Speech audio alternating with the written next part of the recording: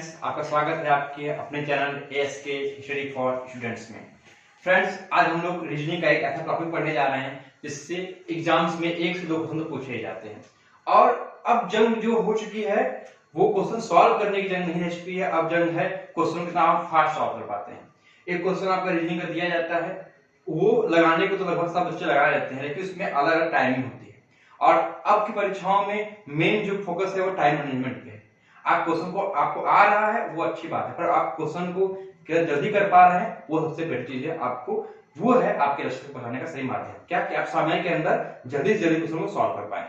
तो रीजनिंग एक ऐसा टॉपिक होता है जिसमें हम टाइम काफी ज्यादा अपना बचा सकते हैं, अगर सही अप्रोच और सही तरीके से हमारी सोच उसमें काम कर रही हो पेपर के दौरान। तो आज ऐसा ही टॉपिक हम लोग लेकर आए हैं, क्लॉक का, घड़ी का, क्योंकि घड़ी का एक ऐसा टॉपिक है जो लगभग हर एग्जाम से पूछा ही जाता है और एक बहुत सिंपल टॉपिक है, लेकिन कुछ लोगों ने इसको मैथमेटिकल तरह से लिया है, इसकी वजह से काफी कैलकुलेशंस होती है क्लॉक वाले चैप्टर्स में और काफी टाइम जाता है इसमें।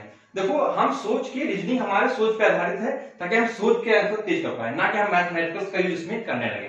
तो जनरली क्लॉक में 2 3 4 टाइप के क्वेश्चन पूछे जाते हैं नॉर्मल बेसिस पे, सीजीएल छोड़ दिया जाए अगर तो क्या होता है उसमें कि क्लॉक में जानते हैं आप मिनट हैंड होती है, सेकंड हैंड होती है, आवर्स हैंड होती है। तो ज्यादातर आवर्स हैंड और मिनट हैंड के बीच का एंगल पूछा जाता है, या फिर जो मिनट हैंड्स है या फिर जो आवर्स हैंड है उसने कितना कोणीय विस्थापन तय किया या उसमें कितना परिवर्तन आया है किसी टाइम के बीच में, वो पूछा जाता है। या फिर उसका पूछा जाता है प्रतिबिंब कि मिरर इमेज कितना है उसका और वाटर इमेज क्या बन रहा है, उस घड़ी का कितना टाइम हो रहा है। फिर और एक क्वेश्चन आता है फिर कि घड़ी अगर सुस्त पड़ जाती है तो लेट घड़ी का, कि किसी में टाइम डिले चल रहा है, किसी में आगे चल रहा है, कब उसने राइट टाइम बताया होगा। इस टाइप्स के 4-5 टाइप्स क्वेश्चन पूछे जाते हैं। तो सो फ्रेंड्स, हम शुरू करते हैं। जनरली क्लॉक क्या होती है? क्लॉक एक घड़ी होती है, टॉप पे 12, नीचे 6 3 9 1 2 4 5 7 8 10 11, यही नॉर्मल वाली घड़ी होती है। आवर्स हैंड छोटी होती है एंड मिनट हैंड्स लंबी होती है। हम जनरली जब क्लॉक का पढ़ाई करते हैं इसमें जनरली हम 2 ही हैंड्स यूज करते हैं, एक क्या आवर्स हैंड और एक मिनट हैंड्स। तो इसके बारे में हमारे पास थोड़ी सी नॉलेज होनी बहुत इंपॉर्टेंट है कि जो घड़ी है वो आप देख रहे हैं वृत्त है, सर्कल है, तो इसमें जो पूरा एंगल बनता है वो 360 का बनता है। अगर कोई भी एक हैंड अगर पूरा एक राउंड घूमती है इसका मतलब उसने 360 एंगल रोटेट कर लिया है। अब हम 1 मिनट में आवर्स हैंड कितना घूमती है और 1 मिनट में मिनट हैंड कितना घूमती है ये निकालते हैं। तो आपको पता होगा, आप सबको घड़ी देखना आता होगा कि जब भी अगर घंटे की सुई 12 पे है ये और मिनट हैंड अगर 1 पे आ जाए तो हम लोग कहते हैं 12:05। इसका मतलब क्या हुआ कि जो एक खाने के बीच की गैपिंग होती है वो मिनट के लिए 5 मिनट की होती है। ओके, इस तरीके से इसमें 12 खाने बने होते हैं। तो आप जानते हैं कि पूरा एंगल 360 का है और 12 खाने बने हुए हैं, इसका मतलब जो एक खाना है इसका वो 30 अंश का है। ओके, और ये 30 अंश जो है वो मिनट वाली सुई, जो मिनट हैंड है वो 30 अंश जो है कितने मिनट घूमती है? 5 मिनट में। ये तो आपको पता है, मिनट हैंड यहां थी, यहां से 5 मिनट वो यहां आ गए, इसका मतलब उसने क्या किया? 5 मिनट में 30 अंश कवर किया। तो 1 मिनट में क्या करती होगी वो? 1 मिनट में आप सब बताएंगे 60 डिग्री। ये बहुत इंपॉर्टेंट हमारे पास आई क्या कि जो मिनट हैंड होती है, मिनट वाली सुई 1 मिनट में 6 अंश का कोण तय करती है। ये अपने दिमाग आप सेट कर लीजिए क्या कि जो मिनट हैंड है वो 1 मिनट में 6 अंश चलती है। इसी तरह अब हम आवर्स हैंड के निकालते हैं, क्या होता है? ये हो गया सेम। अगर हम वही चीज देखें कि आवर्स हैंड 12 से थी और वो रोटेट करके 1 पे आ गई, यहां पे आ गई कौन सी? Hours hand. इसका मतलब क्या कि उसने भी एंगल कर तय किया 30 डिग्री, क्योंकि 12 भाग बने हुए और सब भाग का कितना है? 30 एंगल है। और तो 30 एंगल चलने में उसने कितना समय लिया? 1 आवर्स। 1 आवर्स मतलब 1 घंटा, मतलब 60 मिनट। आप सब जानते होंगे कि आवर्स हैंड जो है 60 मिनट में 30 एंगल चलती है। इस तरह से वो 1 मिनट चलेगी, 30 डिवाइड बाय 60 आ जाएगा 1/2 अंश। इसका मतलब क्या हो गया कि आवर्स हैंड के लिए हम लिखते हैं, आवर्स हैंड क्या है? वो 1 मिनट में 1/2 अंश चलती है। और वहीं अगर हम मिनट हैंड की बात करें तो वो 1 मिनट में क्या चलती है, 6 डिग्री चलती है। ये हो गया। तो आप देख रहे हैं कि 1 मिनट के अंदर जो आवर्स हैंड है और मिनट्स हैंड उनके बीच का अंतर कितना है। कितने पेपर्स में तो ये नहीं पूछा जाता है कि जो आवर्स हैंड है वो 1 घंटे में कितना स्थापन करती है और जो मिनट हैंड है वो कितना करती है। 1 मिनट के अंदर आवर्स हैंड और मिनट हैंड के बीच का अंतर कितना, डिफरेंस कितना होता है। तो आप जानते हैं यहां से कितना आ रहा है, 5.5 अंश। इसका मतलब क्या है कि मिनट हैंड आवर्स हैंड से हर मिनट 5.5 डिग्री आगे रहती है। 1 मिनट में मिनट हैंड आवर्स हैंड से 5.5 डिग्री आगे हो जाती है। आप ऐसा कर सकते हैं, इसी को वाइस वर्सा ऐसा भी कह सकते हैं कि जो आवर्स हैंड है वो मिनट हैंड के 5.5 अंश पीछे रहती है। तो इतना जो हमने कहा इसका मतलब क्या निकलता है, उसको यूज कहां पे करेंगे क्वेश्चंस पे, हम वो देखते हैं। ये रहा हमारा फंडामेंटल क्या था। अब हम आते हैं टाइप वाइज क्वेश्चंस पे, क्योंकि यहां टाइम नहीं हमारे पास, आप लोग के पेपर्स बिल्कुल आपके ऊपर है, आने वाले हैं। तो जितना जल्दी और कम समय में अच्छा सा कंटेंट दिया जाए वही कोशिश है हमारी। तो अब हम आते हैं, देखो कि टाइप 1 क्या है। सबसे ज्यादा टाइप 1 पूछा जाता है क्या, एंगल्स बिटवीन 2 हैंड्स, मतलब मिनट हैंड और आवर्स हैंड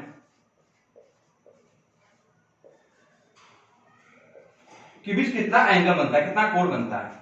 तो इसमें जनरली क्या पूछा जाएगा, आपको डायरेक्ट क्वेश्चन कुछ दिया जाएगा कि किसी घड़ी में 2:35 मिनट हो रहे हैं, ये बताइए कि उस घड़ी में मिनट हैंड और आवर्स हैंड के बीच एंगल कितना होगा, या फिर घंटे वाली सुई और मिनट वाली सुई के बीच एक एंगल क्या होगा। तो बहुत से बच्चों ने एक फॉर्मूला पता होता है, जो अलग अलग टीचर पढ़ाते हैं, वो अच्छा भी है, पर अब उसका जो रूल्स है वो कोई काम का नहीं रहा। क्यों, कि आप पेपर्स में आपको क्वेश्चन जल्दी करने हैं, उसमें आपको आप फॉर्मूला देखेंगे तो बहुत से बच्चे इस फॉर्मूला यूज करेंगे, 11/2 into minute is equal to theta plus minus 30 hours, या फिर ये यूज करते हैं वो। अब इसी का परिवर्तन रूप है 11 into minute is equal to 11/2 minute is equal to 30 hours plus minus theta, इसका यूज करेंगे। आप यूज करिए, देखिए कितना आता है आपका। क्या प्रयोग भी क्या नहीं सो हाँ, अब देखो ये हो गया। अब इस पे लोग क्वेश्चन सॉल्व करते हैं और इस पे कम से कम आपका इतने हार्ड कैलकुलेशंस है, क्योंकि आप मिनट का देखिए 11/2 into 35 is equal to theta plus minus 30 into 2, ये आपका फॉर्मूला है। आप सॉल्व कीजिए, 35 से गुणा कीजिए, फिर 2 से डिवाइड कीजिए, 30 में 2 का गुणा कीजिए, इसको इधर माइनस प्लस कीजिए, आपको कितना समय आता है इसको करने में। और वहीं अगर आप सामान्य ज्ञान का पेपर दे रहे हैं, रीजनिंग का पेपर दे रहे हैं, समान तर्क शक्ति का, और अपनी तर्क शक्ति के इस्तेमाल कीजिए तो ज्यादा बेटर रहेगा आपके लिए। कैसे, आप सब लोगों को घड़ी देखना आता है, आपने जैसे ही घड़ी देखा कि 2:35 हो रहा है, इसका मतलब क्या जानेंगे कि आवर्स हैंड जो है 2 पे है और मिनट हैंड किस पे 7 पे है, तभी 2:35 होगा, आराम से आप जान गए। और इनके बीच में कितनी गैपिंग पड़ेगी, 2 से 3, 3 से 4, 4 से 5, 5 से 6, 6 से 7, 5 गैपिंग पड़ रही है। तो इनके बीच कितनी गैपिंग का अंतर है, 5 का। और हमने आपको बताया था कि हर एक जो गैपिंग होती है कितने अंश की होती है, 30 अंश की होती है। तो 5 गैपिंग है, इसका मतलब 5 into 30 इज इक्वल टू 150 की गैपिंग हो गई उनके बीच में। लेकिन जो आप मुझे ऐसे, ये हमारी थी, ये 12 था, ये 1 था, ये 2 था, यहां पे थी हमारी आवर्स हैंड और मिनट हैंड थी यहाँ पे 12 पे, तो हमारा 2 बज गया। अब जैसे ही मिनट हैंड रोटेट करते करते तुम्हारी 7 पे आ गई, तो आवर्स हैंड में 2 मिनट टिके रहेगी, आवर्स हैंड भी थोड़ा डाउन होगी, 2 और 3 के बीच में कहीं आएगी, वो ऐसे करके आएगी। इसका मतलब क्या है कि मिनट हैंड ने भी कुछ दूरी तय की है, और जो मिनट हैंड जितना एंगल तय करती है वो इस पूरे एंगल में से इतना एंगल हम अगर माइनस कर दें तब पता चल जाएगा मिनट हैंड और आवर्स हैंड के बीच कितने का एंगल बनता है। इसका मतलब क्या हो गया कि 150 एंगल बना रही है क्या, मिनट हैंड आवर्स हैंड, लेकिन 35 मिनट चलने में आवर्स हैंड हर मिनट आधे अंश कोण बनाती है, तो 35 मिनट चलने में उसने कितना एंगल बनाया हो गया, 1/2 इज इक्वल टू 17.5, ये हो गया। अब आप 150 में से बस क्या करना है, आपको 17.5 माइनस कर देना है। अब कीजिए माइनस, 10 से आ गया 5, 9 से बन गया 2, 4 से बन गया 3, 1, 132.15 ये आ रहा आपका आंसर। ये आपको देखने में मैं समझा रहा था तो आपको बहुत टफ लग रहा होगा। अगर आपने इस पे ध्यान दे दिया या इसको अपने उसमें उतार दिया तो देखो कितना तेजी से आप क्वेश्चन देखते ही आपका आंसर हो जाएगा। कैसे? आप देखिए, जैसे मैंने कहा कि 4:45 पे मिनट हैंड्स और आवर्स हैंड के बीच का एंगल बताओ। तो जैसे ही आपने 4:45 देखा, आपके दिमाग में क्या आया कि आपकी जो आवर्स हैंड वो 4 पे है और जो है वो कितने 9 पे है। इसके बीच में कितने गैपिंग है? 5 की गैपिंग है। 4 से 5, 5 से 6, 6 से 7, 7 से 8, 8 से 9, 5 की गैपिंग है। 5 की गैपिंग और हर गैपिंग में 30 है, तो 5 गैपिंग में 5 3 150 गैपिंग। और आवर्स हैंड का हमेशा आधा घटता है इसमें से। आप पता होना चाहिए। अगर नहीं निकाल पा रहे हैं, कॉन्सेप्ट समझ में नहीं आ रहा है, तो डायरेक्ट कीजिए क्या कि जो मिनट है उसका आधा घटा दीजिए। मतलब कितना? 22.5 माइनस कीजिए, कितना आएगा? अब माइनस करेंगे 0.5, 9 में 2 जाएगा 7, 4 में 2 जाएगा 2, 157.5। ये रहा। आप चाहें तो जो आपका फॉर्मूला रखा था उससे लगा सकते हैं, पर उसमें क्या टाइम लग रहा है और इसमें टाइम लग रहा है आप दे सकते हैं। आपको कोई भी टाइम दिया जाए, दे दिया जाए आपको कि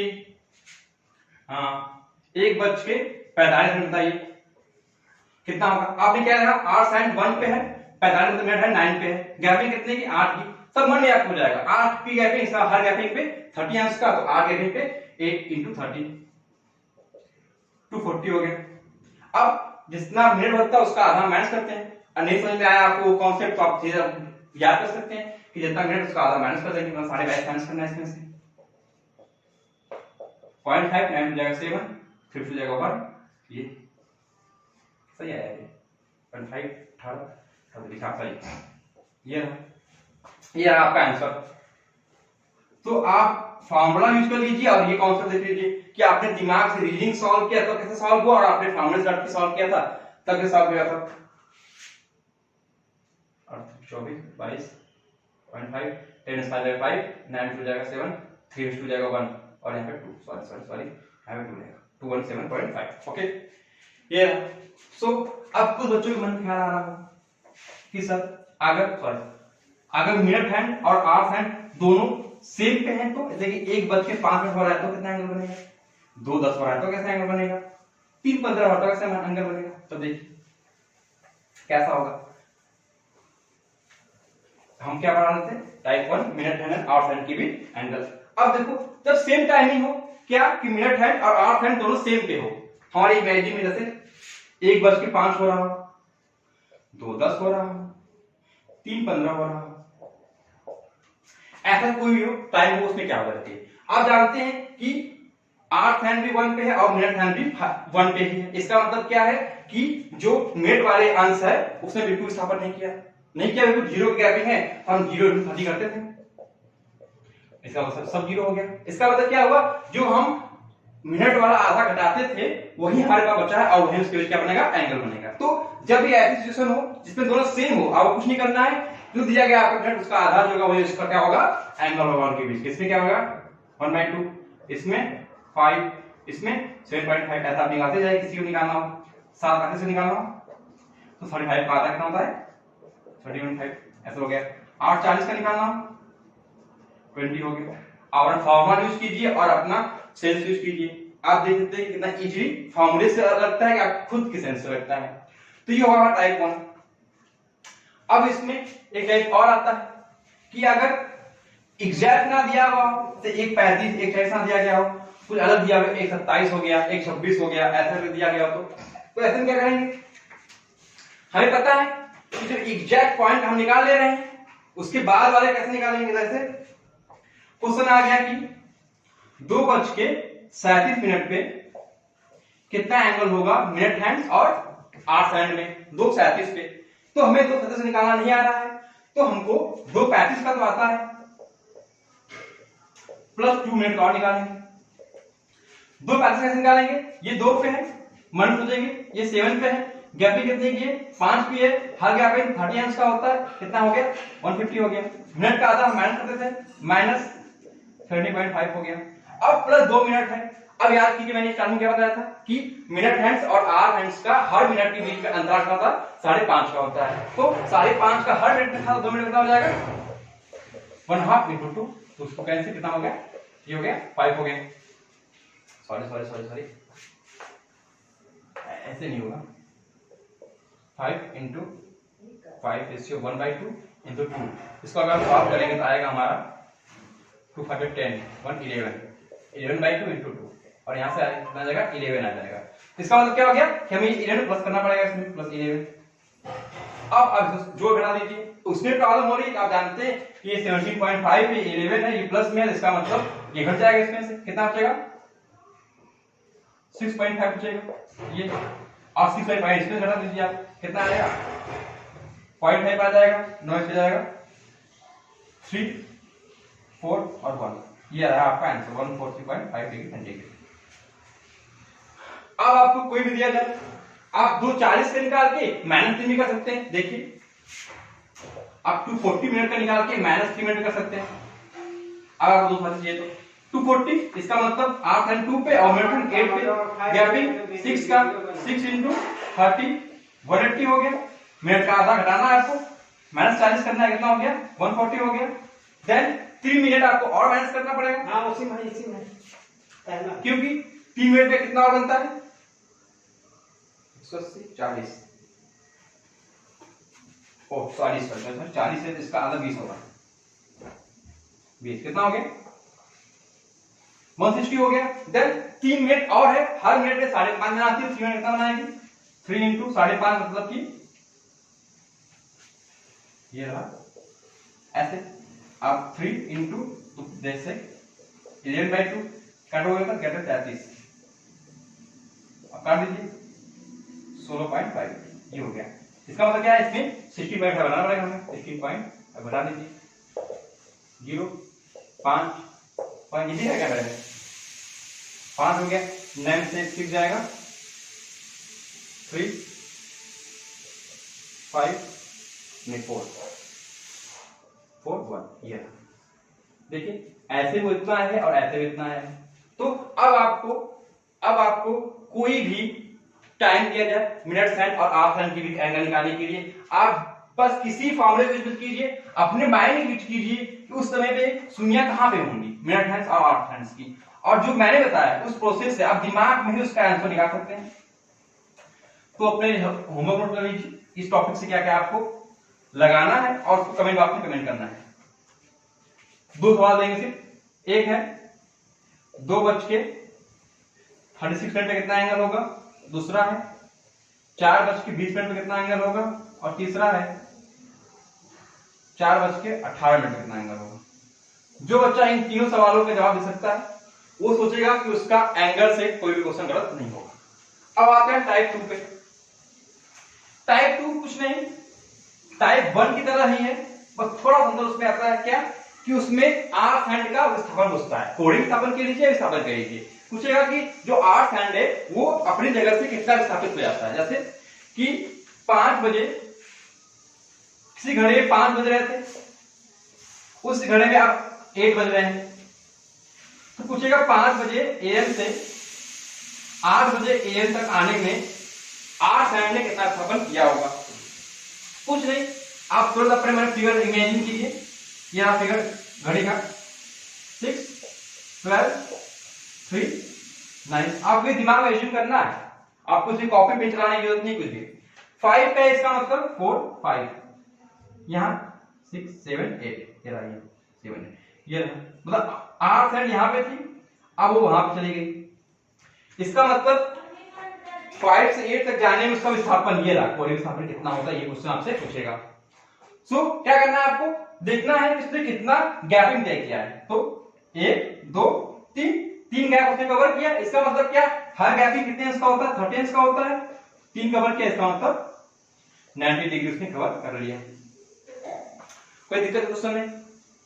अब आपको कोई भी कैसे भी दे दे, वो मिनट में दे दे, सेकंड में दे, कहीं भी दे दे, जैसे आपको ये निकालना पड़ेगा कि उनके बीच का अंतराल कितना है। ये दे जाए कि 8:32 से 9:44 जाने में कितना अंश कवर करेगी वो घड़ी। कुछ भी नहीं करना है, आपको पता है जो ज्यादा समय होगा उसमें से कम समय को माइनस कर देना होगा। जैसे 9 4 4 8 3 2 माइनस करना है। दोनों एम ही है। पीएम होता तो टाइम ज्यादा जाता। फिर पहले हम लोग 8:32 से 12 तक ले जाते, उसके बाद फिर 12 से 9:44 उसमें ऐड कर देते इतना मिनट और। हम यहाँ निकालते हैं कि उसने कितना 8 से कितना मिनट उसने ट्रेवल किया है। ये देखते हैं 4 में जाएगा 2, 4 से जाएगा 1, 1। इसका मतलब कि 1 आवर 12 मिनट। इसका मतलब 1 घंटे में कितना होता है एंगल 30, और 12 मिनट में 1 मिनट में 8 सेकंड कितना मूव करती है, हाफ डिग्री। 12 में कितना मूव करेगी, हाफ मतलब 6, 30 + 6 = 36। तो ये सेकंड टाइप था। ये ज्यादा क्वेश्चन पूछे नहीं जाते पर कभी भी क्वेश्चन आ जाते हैं, तो ये इस तरह से लगते हैं, बस आपके दिमाग में इतना होना चाहिए। अब जो तीसरा स्टेप आने वाला है, ये बहुत ज्यादा मोस्ट इंपॉर्टेंट है, और इस पे लेके बहुत से लोग अजीब अजीब से सवाल लगाते हैं, अजीब से क्या क्या करते हैं। पर आपको बस कुछ नहीं याद करना है, बस एक दो चीज याद करनी है। उसके बाद आपका जो प्रतिबिंब वाला होता है क्लॉक का, कि वाटर इमेज एंड दर्पण, mirror image, water image and mirror image, बहुत ही इजीली क्लियर हो जाएगा। बस आप देखते रहिए। क्या तो क्वेश्चन किस तरह पूछ सकता है, मिरर इमेज की तो सीधे पूछेगा कि दर्पण प्रतिबिंब क्या होगा या मिरर इमेज क्या होगा। लेकिन जब वाटर में पूछना होता है, जल प्रतिबिंब, जल अगर प्रतिबिंब से पूछना है तो वो आपसे 3-4 तरह के चीजों का करता है जिक्र। क्या करता है 3-4 तरह से, मतलब समझ नहीं पाए हैं 3-4 तरह क्या। इसका मतलब ये करेगा वो कि कोई दर्पण को अगर हम क्षैतिज रख दें, इसका मतलब अगर उसने क्षैतिज दर्पण पूछा है, क्षैतिज दर्पण, इसका मतलब वो दर्पण प्रतिबिंब ही पूछ रहा है। क्योंकि जो दर्पण होता है, देखिए दर्पण जो होता है हमेशा लेफ्ट टू राइट मूव करता है। दर्पण में कोई चीज अगर यहाँ पे आप दर्पण रख दें और यहाँ पे कोई अगर हम बी बनाए ऐसे, तो बी का ये जो हिस्सा है इस तरफ है, और यहाँ पे जाएगा बिल्कुल उलट जाएगा बिल्कुल, मतलब जो चीज के राइट में होगी वो चीज लेफ्ट में हो जाएगी। तो ये ऐसे बन जाएगा, कुछ ऐसे बन जाएगा बी। ओके, अगर इसी दर्पण को हम यहाँ पे रख दें ऐसे, ऐसे रख दिए, तो ये क्या होगा, जो ऊपर होगी क्या होगी, नीचे हो जाएगी, तुरंत अप एंड डाउन हो जाता है।